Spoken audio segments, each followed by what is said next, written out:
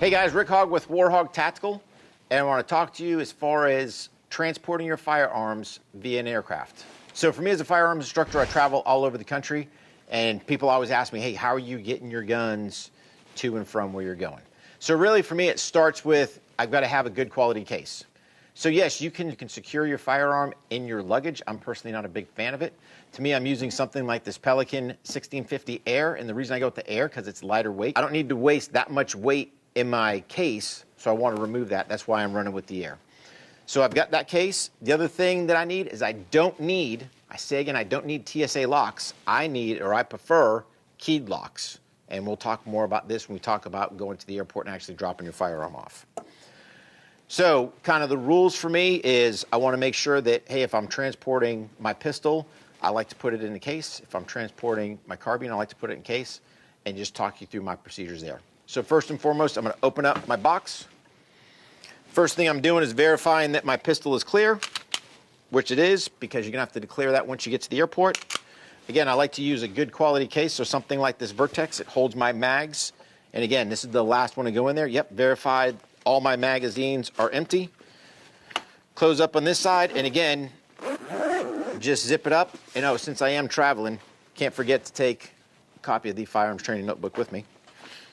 Secure that in there, and my firearm, or at least my Walther PDP pistol with my aim point acro, secured in the box. Next thing is I'm going to have my carbine going with me. So again, I'm a big fan of putting my firearms in cases. So again, for me, the one thing that I like having the Law Tactical folder, because if you notice, my carbine would have a tight fit going in there. It's easy when I have the Law Tactical. I just hit the button, fold it over. Now I can secure my carbine inside my case.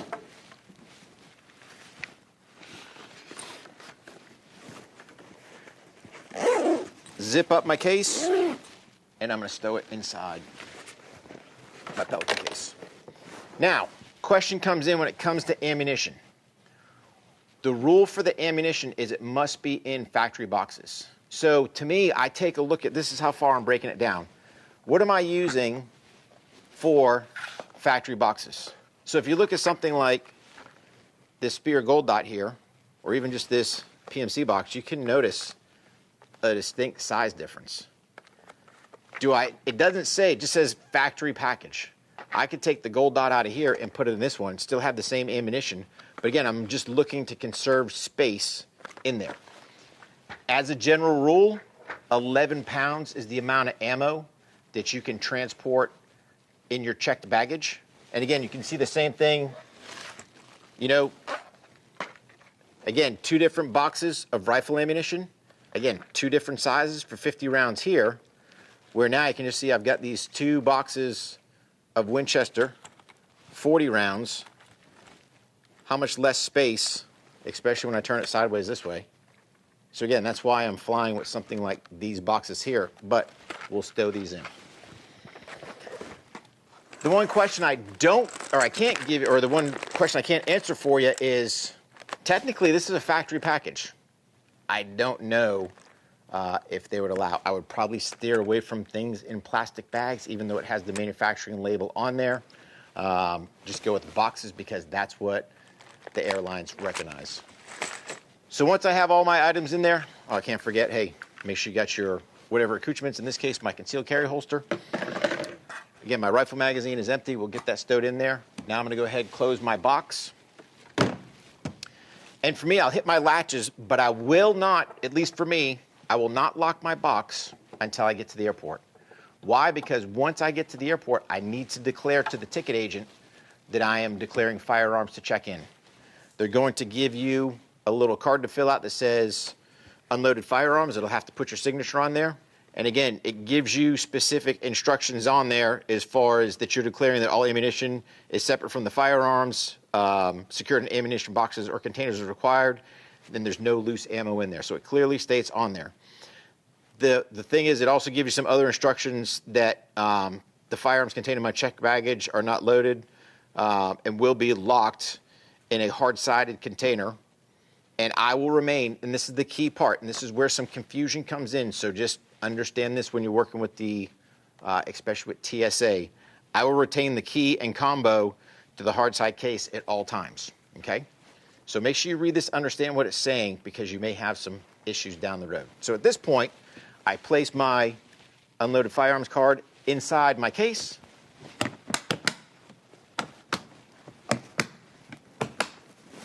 I'm securing my case, and again, the instructions clearly stated on the card said I will secure my keys, which I will.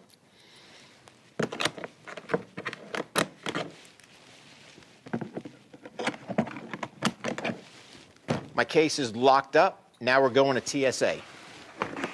So here comes the thing, guys. Told you guys earlier, and we actually read on the instructions, I maintain control of my keys. TSA is going to go ahead and inspect your box. There's been times that they've needed to look in here for whatever reason. Something's come up, something's alerted, that's fine. As long as I'm there, typically hand the agent the key, you can see them conduct their inspection, all's good. Where it gets a little tricky, and I've had some dramas, is now where I can't see where they're inspecting the firearm, and you're blindly giving keys. Now you've lost control of your firearms. And you even try to explain to them, here's what your card says. They don't understand that. So just understand you may have some issues with that. You may have some airports, and I've had ticket agents actually asked to show me cleared fire, or show me that the firearm is cleared. Again, use caution when you're there. I asked again, they were like, yes, I did it, and try to a very low discrete point. So just understand there may be some additional things that people may ask you to do. Just work with them the best you can. It's been checked, gone through TSA, it's on the aircraft. Once you finally get to your final destination, this should not come out on baggage claim. It should go to whatever the baggage claim section is with an actual representative. I still, if I can, keep an eye out on the carousel because my gun box has wound up on there, but make sure it's not there. You'll typically see another agent bring it to that baggage check agent. At that point, you're going to need to show them your identification. They'll compare it on your tag, and at that point, you're cleared to take your gun box and go about your business. So again, guys, super easy to do as long as you educate yourself.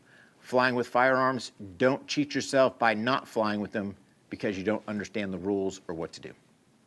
So kind of one final point, guys. I would just, for me, anytime I'm flying with, let's just say, firearms accessories, whether it's magazines, holsters, anything like that, I place all that stuff inside of my box. I have traveled, obviously your iPro, they're going to let you take your eyes on your carry-on, and I actually have done my EarPro as well as your carry-on. But anything firearm related, I would put it in my check bag that I'm checking in via the ticket counter.